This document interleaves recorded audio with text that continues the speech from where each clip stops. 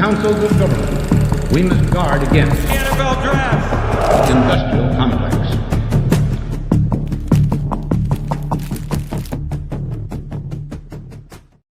What's up, Packers fans? Aaron Nagler here, joined by Tyler Brooke for another edition of the Draft Industrial Complex, the post-combine edition. How you doing, Tyler? Well, I had food poisoning that second half of the combine, so I you missed did. a whole lot of it. That really sucked. But Nags and I got to hang out. That was great. It was good to see you, man. It was good to, have some beers and talk ball. Always fun. Yeah, dude. I always love the combine. It's my favorite time of year. So I got to see so many people. I was just bummed I didn't see more. I literally was out of. I know because I pushed back. We were planning on doing a recording last week, and I kind of pushed it as far back in the week as possible, so we'd have some athletic testing to talk about. We'd have prospects and measurements and things like that. And then homeboy got a bad case of something. Dude, it was rough. But I the only good news is I was forced to not be able to move, so I had to watch like Clockwork Orange. I had to watch all the drills, so we're good. So you are seeped in combine content, and you're here to chat with Packers fans and tell them everything we want to know when it comes to clearly the Packers do have very certain types of guys that they like, and last week goes a long way traditionally into like winnowing out some of the guys who maybe, we like their tape, but there is probably no chance that the Packers are going to draft this guy because of whatever measurements, whatever athletic testing. And speaking of the testing, before we get into prospects in particular, I did want to ask you about this. It's wild to me that it's not really a controversy, but this kind of development last week where between the All-Star games and the Combine, it seems like a bunch of guys either grew or shrank depending on who was doing the measurement. The discrepancy between the All-Star game, the Senior Bowl in particular, and the Combine. What did you make of that? Because it was it's this hyper nerdy kind of, obviously deep dive thing, but I'm like, how does that happen? The weight thing I can get because weights just naturally fluctuate, right? And then and guys lose weight so they can run faster, etc. Like that I understand, but like when someone's hand size or arm length changes dramatically, what is that about? The hand size you could fiddle with. Like you can literally train to make your hand bigger, quote unquote. You crazy. Which is the lengths people go for these measurements are insane. Amazing. The arm length one, I don't want to say anything negative about Nagy, who's now the Oklahoma GM, which is just absolutely crazy. Crazy development. But there's no way I would ever get the answer to this. I'm just so fascinated by how rigorous and strict is the measurements at the Senior Bowl versus the Combine. Again, not to say anything negative or suggest anything, but it's probably one of the weirder developments. And I feel like we've not had a year where it was like this. I was just going to say, discrepancies. This has never happened. Like I've been going to the Combine for 15 years now. I've never seen so many. And that was the other part. It wasn't just like one guy.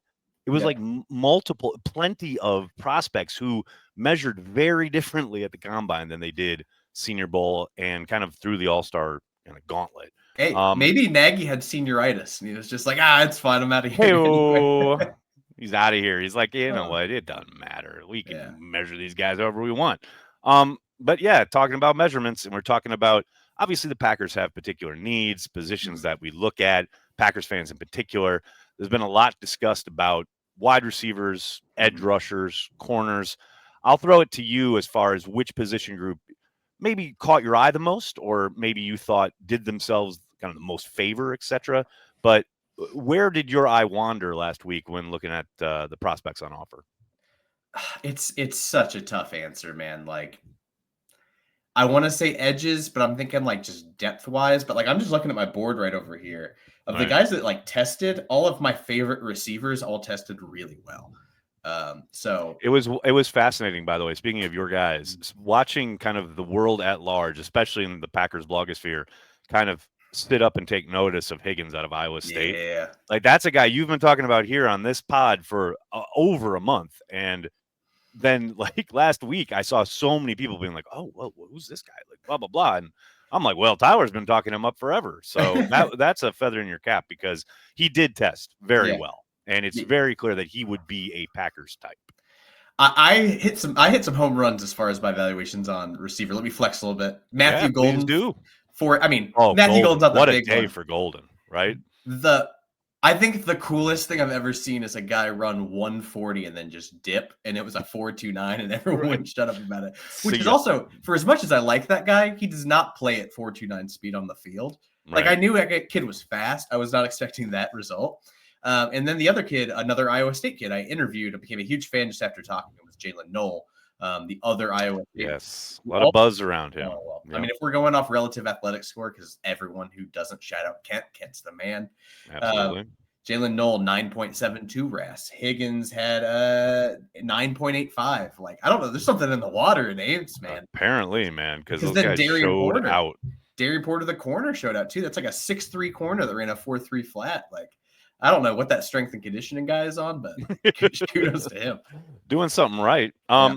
It was also interesting coming along there that week as the testing ramps up, and you kind of transition right from early in the week. It's all general managers and head coaches and availabilities and headlines, and we got a little of that in the Packers sphere with the Jair Alexander stuff and things of that nature. But it was kind of great to see so many guys that, I don't want to say were borderline or questionable, but there certainly seemed to be guys who answered questions as far as like, the tape is good, but, maybe he's not going to run as fast as needed, or maybe he's not going to be able to, the 3-cone will be bad or something like that.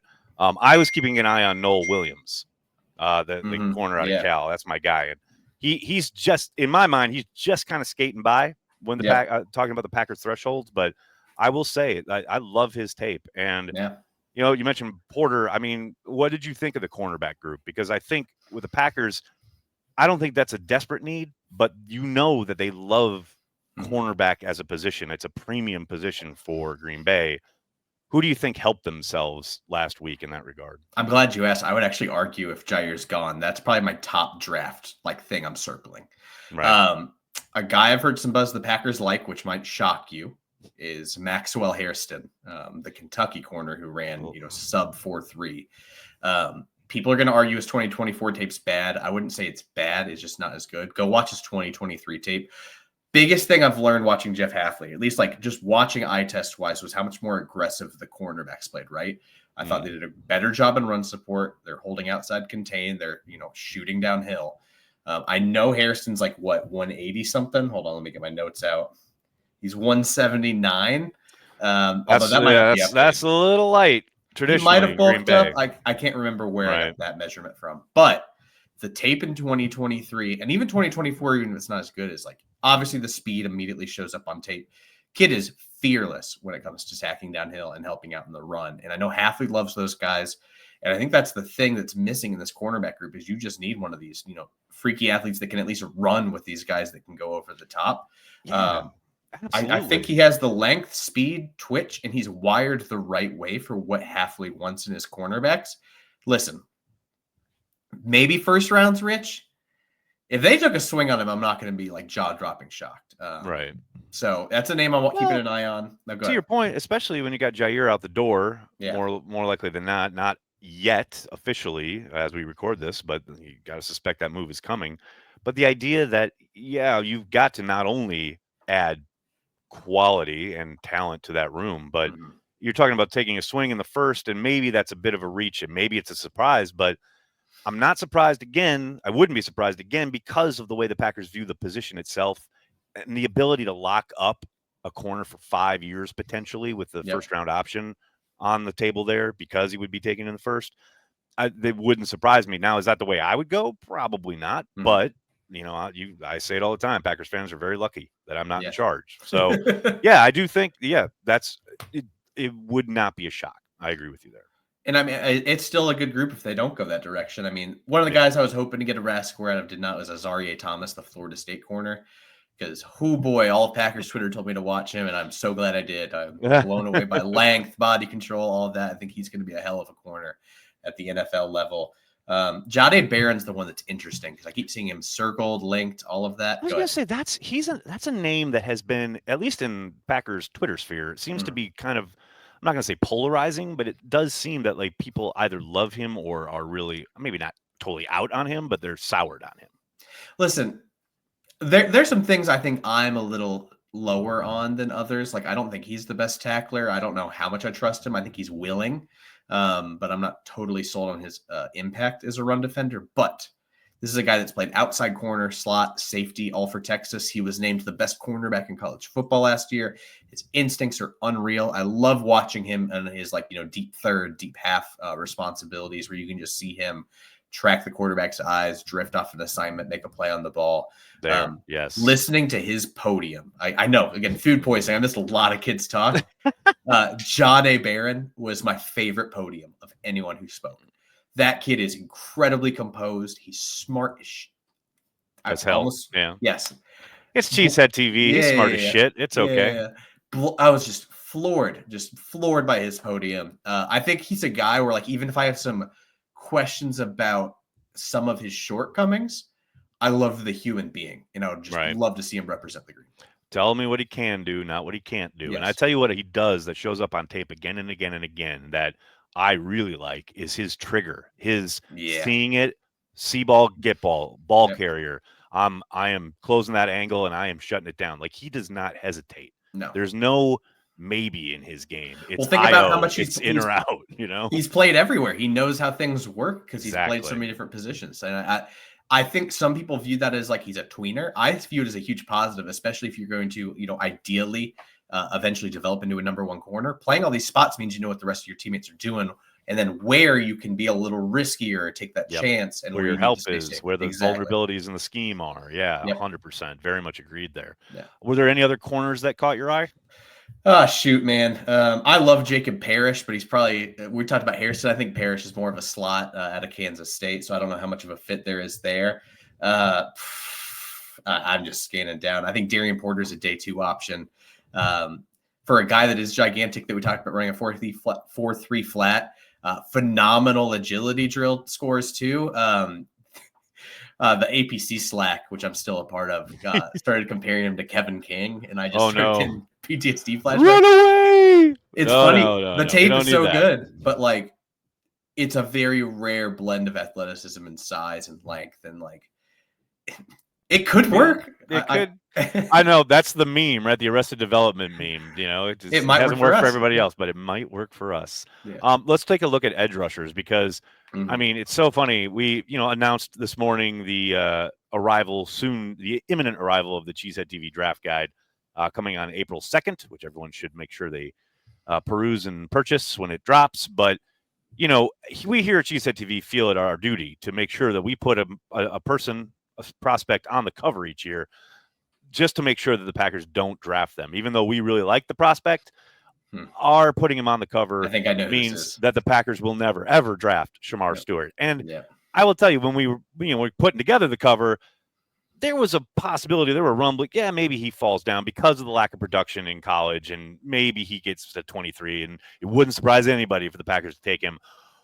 Well, Tyler, I think his testing took him right out of contention for the Packers. Although I will say, I said the same thing last year with Cooper DeJean, who I thought tested so well he was going to be a surefire first rounder, and then he whizzed right past the Packers into the second round where the Eagles took him. But I do think Stewart, given his testing, I'll be surprised if he makes it out of the first round. I'll be surprised if he makes it to 23. He's 7th on my board. Everyone I talked to at the combine, anytime I ran into a person like I know is a draft junkie, I was like, "Who's your guy this year?" Like 90% of responses were Shamar Stewart, and I love that because like the average fans just screaming about production. Mike Elko's entire defensive scheme was mush rush, and I think it's telling that Stewart and Nick Scorton, the two Texas A&M edges who weren't very productive there, were both like 290 and show up to the combine and have shed like 25 pounds. Like, they were in that role for very specific things, and it wasn't to generate double-digit sacks. Right. You just had so much depth and beef on that defensive line. It was get pressure in the guy's face and stop the run. And I love Mike Elko, man. I think that defense is very unique. It just doesn't call for these guys to produce a lot of sacks. So I think that's a huge part that we're not talking about with Stewart. But then obviously he just has what is like the most historic combine ever for an edge. Insanity. That day was nuts. And then his podium is just like top tier charisma. which I was not expecting from the guy. Mm. And I'm like, yeah, this guy's going to be really special. There's going to be a team that falls in love with him so early. Like, again, he's 7th on my board. If he goes top 10, I'm not blinking an eye. Yeah, no, it wouldn't surprise me. Who else at that position? As far as, obviously it's a 4-3. You're thinking guys with their hands in the dirt, Yeah. but maybe there are guys who are standing up, and the Packers could consider, Yeah. transferring into a 4-3. Who else jumped out at you? Yeah, listen, when we hear 4-3, I think a lot of people are thinking like straight up like 2 traditional defensive ends. A lot of 4-3 schemes, you can still have a guy standing up and it be a quote unquote 4-man front.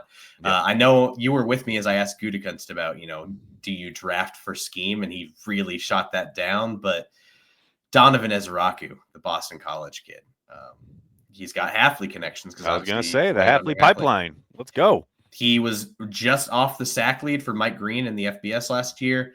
And as far as a combine day, like, no, the thing that really stood out to me is his agility scores, and specifically with pass rushers, when you look at correlation between an athletic trait at the combine and actual like NFL production, edges and agility times are actually, like pretty high correlation of success. And Ezeraku falls in this range with guys like the Bosas and Garrett and like just all these top tier pass rushers. And what I love about him, like, he's got the weirdest build. He is 6'2", 248 with the longest arms like possible. He's bendy as shit. He cuts inside. He's got a bag of pass rush moves. And for a lighter guy, I think he's phenomenal technique-wise against the run, which if you are going to draft him for this quote-unquote 4-man front, I think that's going to be important. I think he can hold his own there. I'm very intrigued. And when you have, an off-ball linebacker like Cooper to clean things up, I think you can get away a little bit with a smaller edge. So I'm fascinated by him. I love his tape. He's one of quote-unquote my guys. Nice. Because I think as far as the pressures you see from him, not a lot of guys can produce because he's got that bend, twitch, inside, That's outside. what I wanted to ask you about, because it's like, it's so interesting because you can see it on tape, right? When a guy is able to cut the edge to the quarterback, it is something that it's very hard to do. Hell, Rashawn Gary still isn't very consistent at it. Yeah. You know what I mean? Like, some guys just have that ability and that ability to contort their body across an offensive tackle and cut that edge down and get to the quarterback. Is that something that because to me, as I look at the Packers and go back to your point about Goody and how he answered your question, because it's something he's talked about before, as far as like, we want versatile guys, right? And I do wonder if that boxes them in sometimes, because they want these athlete types. But man, it's been a long time. I want to go back to like Clay Matthews since they had a guy on the edge. And it's not to take anything away from Rashawn or Preston or Zadarius, who are all really good football players. For sure. But none of them had that, what you're talking about, as far as the ability to really bend it and get to the QB and shorten that path. Man, that just seems to be something they have not, at least in recent vintage, especially since Brian's been on board. It really doesn't seem to be one of their primary drivers when they're looking for guys at that position. Yeah, and I noticed Gutekunst has a type. He's really into size. He wants power and speed to power and things like that. And I think this class has a little bit of, there's a lot of power rushers. There's some speed rushers. There's not a lot of guys that can do both. And, I know we're talking about Donovan Ezeraku, but if there's another guy on this list, I don't know if he tested. All he did was 3-cone and 20-yard shuttle. But Braden Swinson out of LSU is another guy that I just absolutely love that can do a little bit of everything. He had like 60 pressures at LSU, which was near the top in the country. He's got length. He can convert speed to power. He's got that inside-out versatility. My philosophy, if I'm going for guys that I need to rush the passer, which the Packers clearly need, I need guys where the offensive tackle goes, I have no idea what the hell this guy is doing. I don't know what his plan is. And if you can mix it up throughout a game or see, like, I love pass rushers that will, start a game just trying to feel you out. And then once they see what you're trying to like compensate for, counter that. I think Ezeraku and Swinson are two guys that are very good at that. And I don't know if that's coaching or just instincts or anything like that.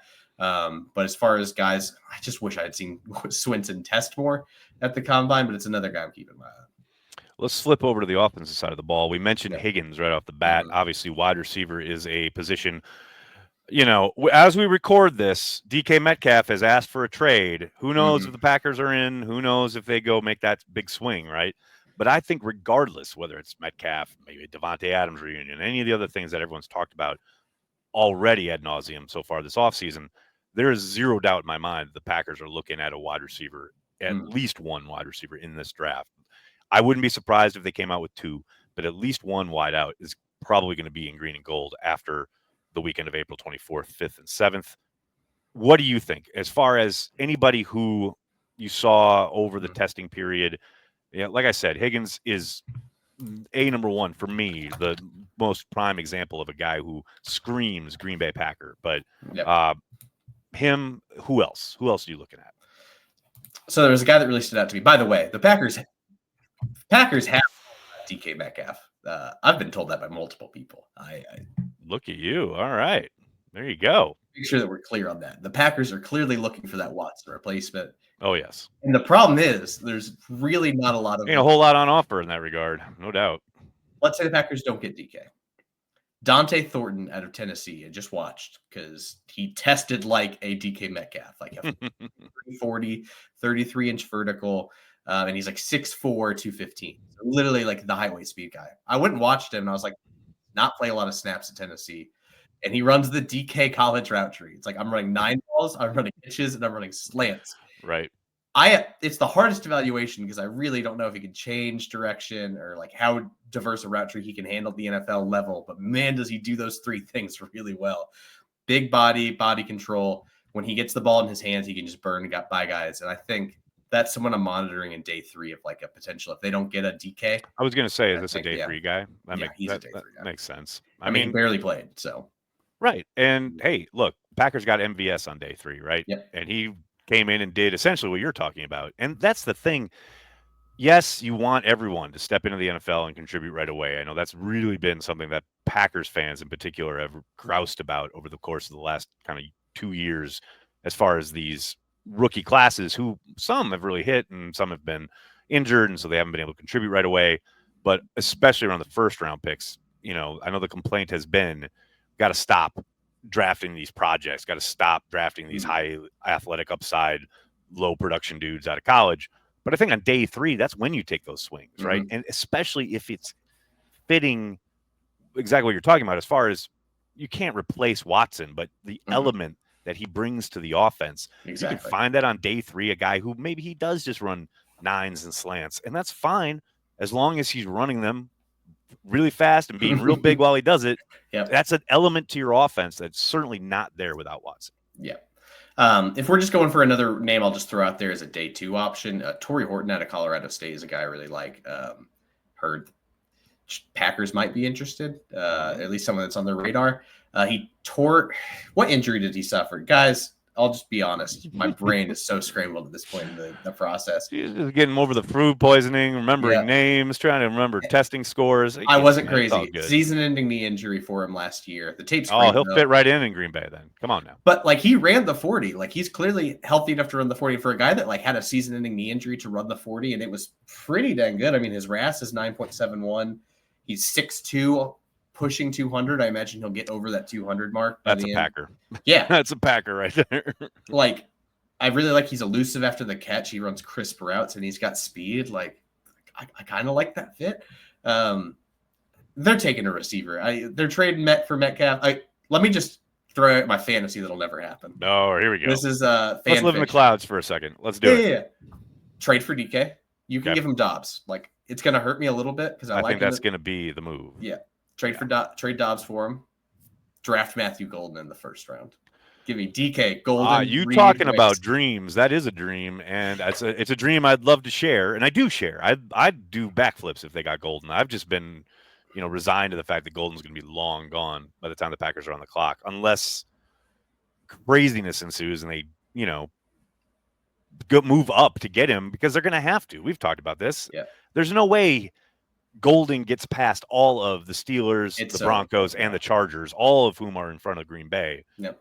That's going to necessitate a move. And in a draft class where they don't have as many picks as they're used to having, and I know Goody joked about yet, and so maybe he acquires more picks somehow. But I just first round jump up to get a receiver.